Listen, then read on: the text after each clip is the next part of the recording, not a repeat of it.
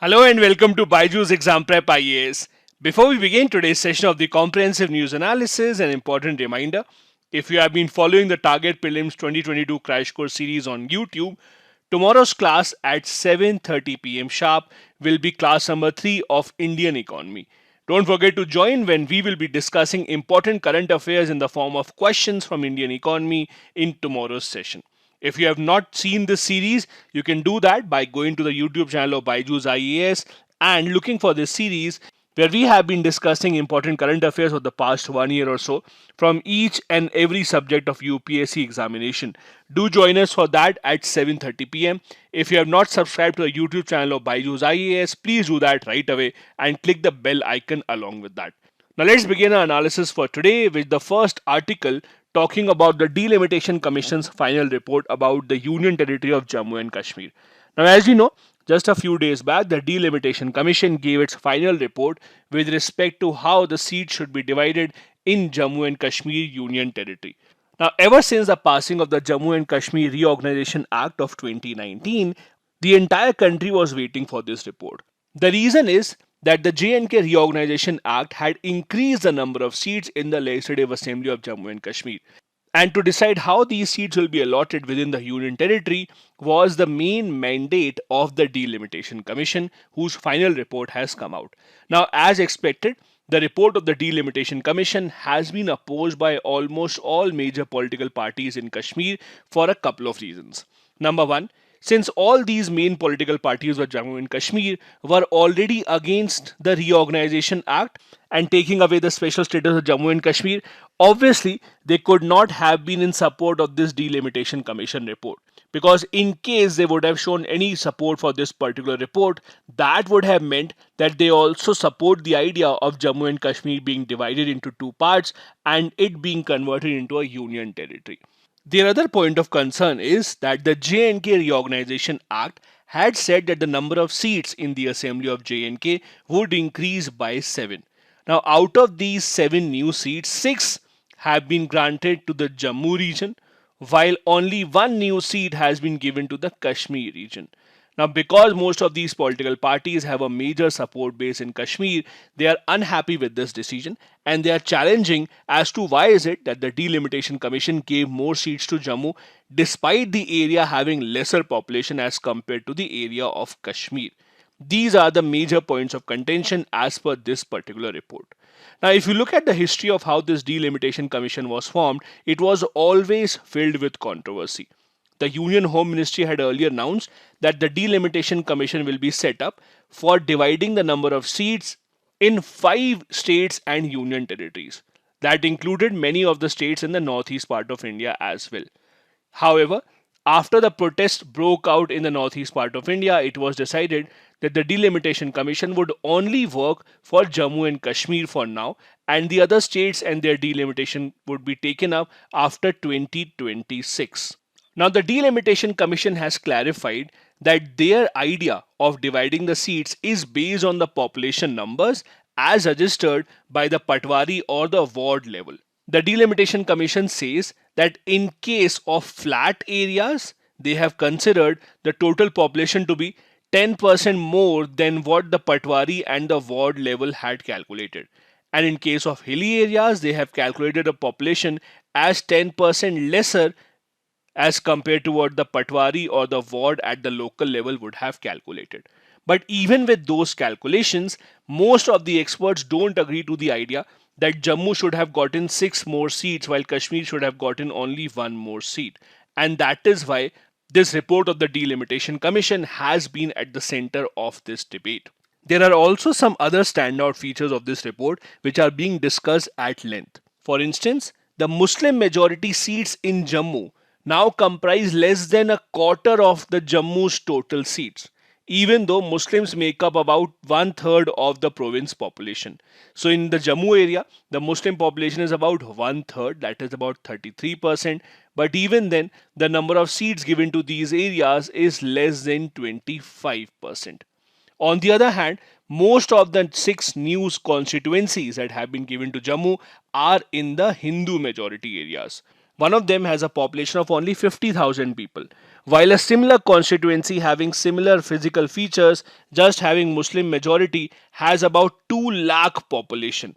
That is why there are people who are saying that this report is not unbiased and someone should look into this idea. However, we know from the Indian Constitution that the report given by the Delimitation Commission is final and their recommendations cannot be changed or challenged. The Delimitation Commission has also proposed that the President of India should nominate Pandit migrants to 2 assembly seats. However, it does not make any reference to those Pandits who chose to remain in the valley even after the troublesome 1990s.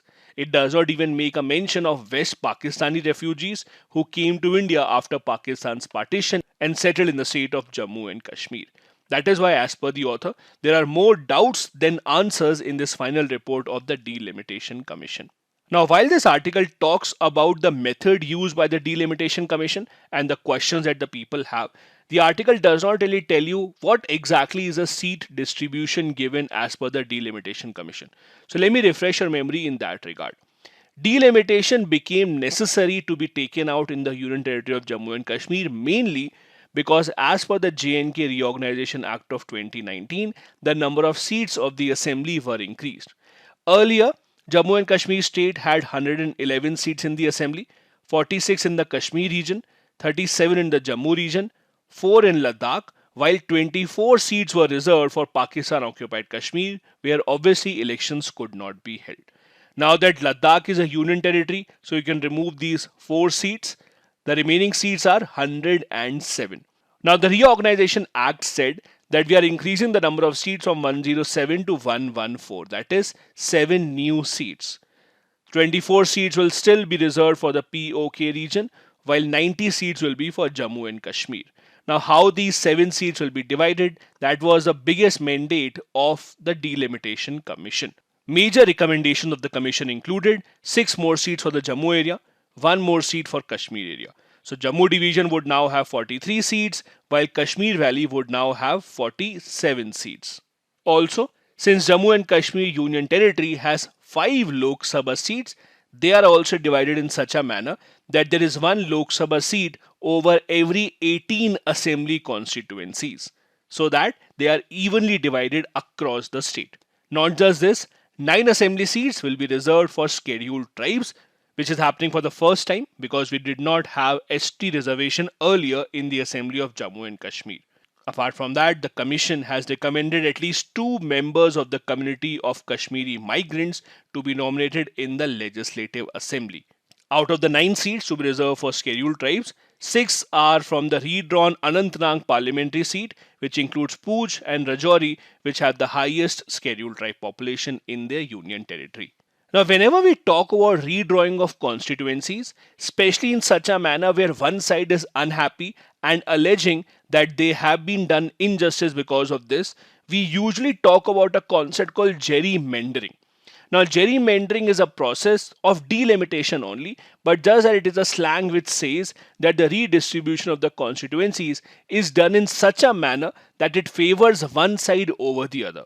This is a term that came up in the US in the 19th century when the governor of Massachusetts, that is Elbridge Gerry, was accused of redrawing the boundaries of the states in such a manner that it supports his own political party. Now, let me give you an example of how gerrymandering actually works. Let's look at this photo. So, let's assume that there is a constituency like this where there are 50 people. 60% of these support orange while 40% support purple. Now, ideally, if there are 5 seats over here, and when the elections take place, ideally you would know that orange side should win 3 seats because they have 60% people, and purple side should win 2 seats. That is the ideal distribution. But if you divide the constituencies in such a way that it favors you, then the result can be something else. Let's look at how it happens. So in case of gerrymandering, let's assume this is what the side has done. If you have 5 constituencies divided in such a manner, 1, 2, 3, 4, 5, in every constituency the orange side will win. The end result will be orange side has 5 seats, purple side has 0 seats. This is one way of gerrymandering. Second way of gerrymandering is this, that you divide the constituencies in such a manner that purple ends up winning 3 seats while orange only wins 2 seats. because what you have done is you have concentrated all the orange section in one section of the population only, so that they vote in large numbers, but then you have carved out three constituencies in such a manner where purple are in the majority. The last two methods that you see here are examples of gerrymandering, where you divide the constituencies in such a manner that it gives you the political gain over fair elections. The next article that we have is about a PIL that was filed in the Supreme Court a few months back on the question of notifying minorities. Now, let me give you a background of this entire case that is going on in the Supreme Court. So, a few months back, there was a PIL filed in the Supreme Court. The PIL said that how is it that the center government alone has the power to notify minorities at the national level? The petitioner said that the state government should also be given the power to notify minorities. Not just this, the petitioner said that there are some states in India where Hindus are in minority. But still, because the minority tag in India is considered only at the national level, Hindus don't get the benefits that they should in these states. For example, take the states of Jammu and Kashmir, Punjab, Lakshadweep, Nagaland, etc., where Hindus are actually in a minority. In these states, at least Hindus should get the constitutional benefits that are reserved for the minority community. That is the entire idea of the petitioner. The petitioner has said that the center's power to notify minority community at a national level is absurd and it is contrary to Articles 14, 15, 21, 29, and 30. The petitioner says that the National Commission for Minority Education Institutions 2004, this act in section 2 says that minority for the purpose of this act means a community notified as such by the central government. And under this, the central government has notified 6 communities as minorities. In 2005, the government announced that 5 communities will be called as minorities in India: Muslims, Christians, Sikhs, Buddhists, and Parsis. Then in 2014, the Jains are also added to this list. So right now, there are 6 minorities as notified by the central government. The petition, however, goes against this idea and says that at least in a few states, the Hindus also deserve a tag of the minorities. Apart from this, there are other communities also which are present in India in very small numbers. Jews, etc., they also deserve the minority tag. The petitioner has given the example of the TMA Pi Foundation case of 2002, in which the Supreme Court clearly said that for the purpose of defining minorities, state should be taken as a unit and not the entire country. So how is it that the central government till now has not named Hindus as minorities, at least in some states of India? That is the challenge that has been posed here. Now, in response to this, what the Supreme Court did was, as they usually do, whenever you file a case against the central government in the Supreme Court, the first thing Supreme Court does is they give some time to the central government and ask them to file an affidavit about what is their view on this matter. So when this PIL was filed in the Supreme Court, they did the same. They asked the union government, what is your view? Now this is where the things get interesting. The union government filed multiple affidavits. In the first affidavit, the union government said that no, we don't support what this PIL is saying. The idea of minorities has to be determined at the national level only, and it is not arbitrary. We have conducted a lot of studies, and only after that, the tag of minorities has been given to these 6 communities. However, later on, the central government gave another affidavit where they supported what the PIL was saying. So the central government superseded their own earlier affidavit and said that we are thinking about it and we do think that Hindus can get a minority tag in certain parts of the country depending upon how much population do they have in certain states. Now Supreme Court did not like it. Supreme Court was very angry because the central government itself was changing its stand one after the other. That is why the Supreme Court expressed displeasure and said that the central government should decide on its final stand. They should even consult with the states, and then we will hear the matter again on August 30th and let us know what is your view exactly on this matter so that we can decide what judgment to give. So the present status is that it is the Supreme Court only that will decide the outcome of the matter. But as far as the center government is concerned, the Supreme Court is unhappy because the center government is changing its stand and it's not clearly explaining where do they stand on this matter. Should Hindus be given a minority tag as per the state or not? Now, since this article makes a mention of the TMA Pi case, let me tell you what this case was. So, this was a 2002 case in which there was an 11 judge bench of the Supreme Court dealing with the same question, whether or not Hindus should also get the minority tag as per the states, and whether or not in certain states they should also be given the right that are given to the minority communities. Now, in this case, 6 judges decided that while deciding the minority tag in India, we should consider state as a unit and not the entire country. So they said that yes, Hindus can get a religious minority tag in the state of Punjab if the government wants to. The court said that it is not our responsibility to tag someone as minorities, but yes, the center government can go ahead with this and they can name religious or linguistic minorities as per the state level also. Now, the response of the center government has been that it is not that the states don't get to name their own minorities. We see the example of Maharashtra, where Jews have been declared as minorities within the state. In Karnataka, also, multiple linguistic minorities have been named. So, center government is saying that it is not that the states don't have this power. There are multiple states that have named their own minorities. So, don't blame it on us only. If you want, you can ask the state of Punjab, for example, to say that Hindus are a minority within our state, and this matter can be sorted at that level also. Now, the reason why there is so much debate about the minority status is that in the constitution itself, there are certain safeguards given for the minority community in India. For example, Article 29 says that any section of citizens residing in any part of India having a distinct language, script, or culture of its own shall have the right to conserve the same. Now, the interesting part is that Article 29, as per the Supreme Court, applies both to minorities as well as the majority. That is why it says any section of citizens and not just the minorities. Also, it applies to linguistic minorities as well. Article 30, on the other hand, is a right that is exclusively for the minorities. That is, all minorities shall have the right to establish and administer educational institutions of their choice. If Hindus, for example, get to have the minority tag in the state of Punjab, then within the state of Punjab, they can set up and administer education institutions of their choice under Article 30. Then we have Article 350B, which was introduced in the Constitution through the 7th Constitutional Amendment Act of 1956. This provides for a special officer for linguistic minorities specially.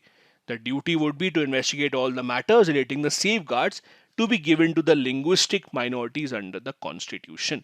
The next article is about the government's Ujjwala Yojana. Now, Ujjwala scheme, or the Pradhan Mantri Ujjwala Yojana as you call it, is one of those schemes that the government has advertised a lot, and this is a scheme with very good intentions. As you know, the scheme is that poor households in the country will get free LPG connections so that they ditch other sources of cooking fuel such as wood and other fossil fuels so that they can switch to a cleaner fuel, have lesser pollution in their houses, which would specially be beneficial for the lady in the house. Now, the Ujjwala scheme was launched in 2016. It was launched amidst much fanfare. Until now, 9 crore LPG connections have been distributed under the scheme. But now there is some other news coming through an RTI reply. Under an RTI reply, the government told the petitioner that 90 lakh beneficiaries under the Ujjwala Yojana have not taken any refills.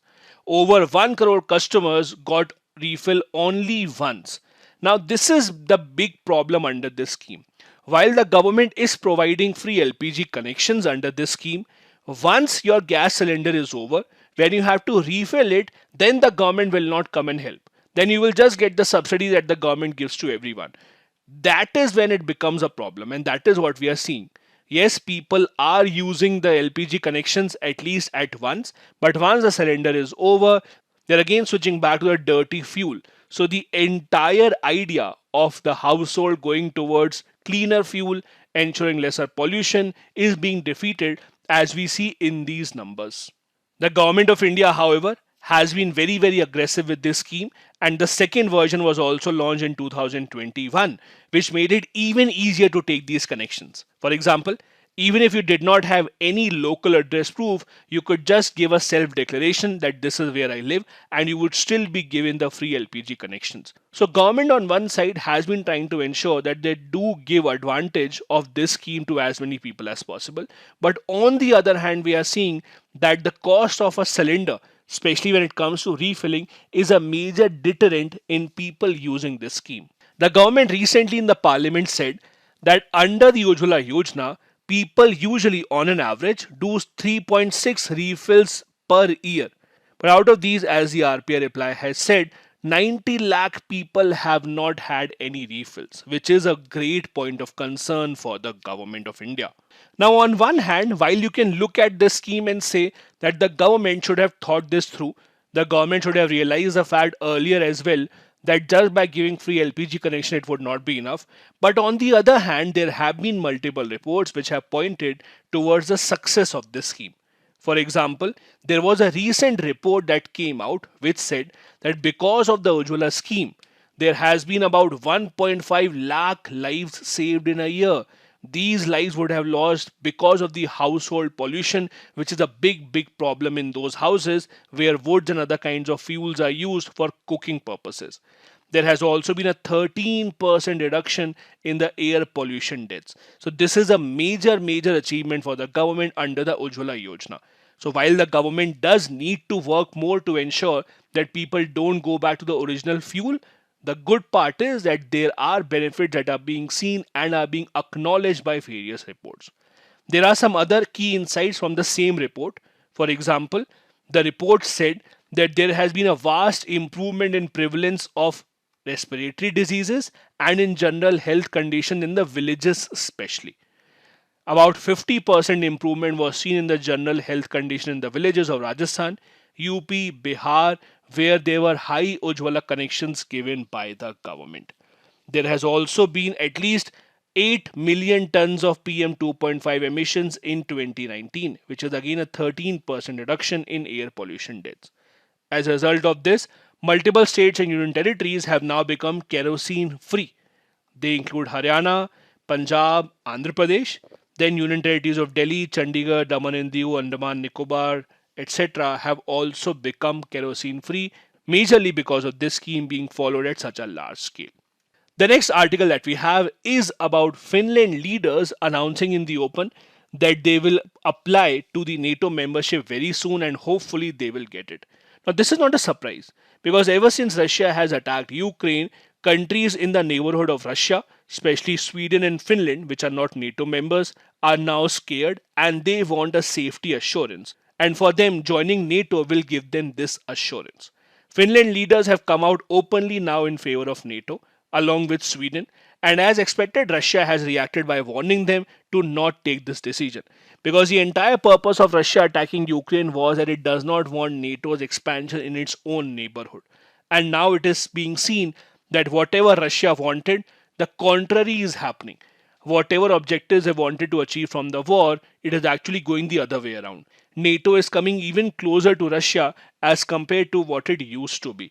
And the latest is the two neutral countries, that is Finland and Sweden, also going towards the NATO now. Now, this would mean a major strategic change, not just in the politics of these two nations, but the entire European politics. Because Sweden has avoided military alliances for over 200 years, and Finland also, since the World War II, has adopted neutrality after the defeat by the Soviets. In fact, this is what is called the Finlandization, a concept that we had discussed earlier also in one of the CNAs when the war of Ukraine had just begun. Now, if you see the map here, you would see that Russia especially is concerned about Finland deciding to join NATO. Russia and Finland right now share a boundary that is about 1,340 kilometers long. So if this country becomes a NATO member, that means NATO is right at the border with Russia, which Russia would really not appreciate. Thus, the question is, did Russia actually get anything out of the ongoing war that it had waged and killed so many people in Ukraine? The answer apparently seems to be no. The other question is, why is it that these two countries are doing it now?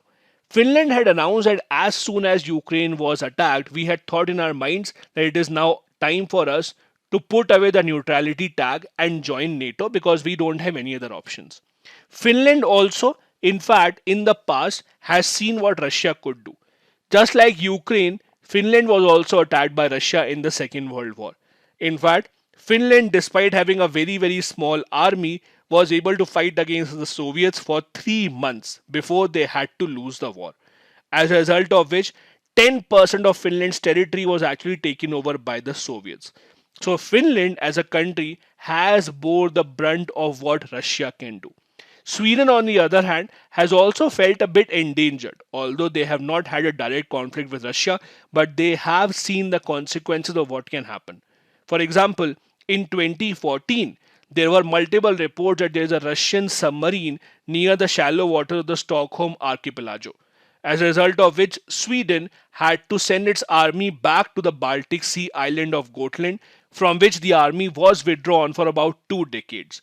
So Sweden and Finland, both of them in fact, have increased their military budget in the past few years, especially keeping an eye on what Russia is doing. And now this step to join NATO is a sure shot indication that these two think of Russia as a major threat and think that going towards NATO will be a good security assurance for them. There are experts which also have one more view, according to which not a lot will change even after they join NATO. The reason is that these two nations, Sweden and Finland, have anyways been very close partners of NATO. In fact, they have been official NATO partners since 1994 and have even taken part in several NATO missions also. So, apart from the fact that Article 5 comes into the picture, not a lot will change. Article 5 is the major article, in fact, because of which Sweden and Finland are trying to join NATO. This article gives them a security, since it says that attack on any one member of the NATO will be considered as an attack on all of them. And that is why these countries want to join NATO. They also would have security guarantees from nuclear states such as US, France, etc. for the first time in case they join NATO. Although joining NATO and these kind of groups does take a lot of time, it will be many months before this officially is declared, but still the first step itself is being seen as a major diplomatic change in the strategic policy of these two nations. These were the important articles on the Hindu newspaper today. Now a couple of practice questions. Number 1. How are minorities defined in India? What safeguards have been given to the minorities by the Indian Constitution? Second, assess the success and shortcomings of Pradhan Mantri Ujjwala Yojana. How far has the scheme been able to achieve its objectives? Both these questions have to be answered within 250 words each. Thank you so much for watching the video.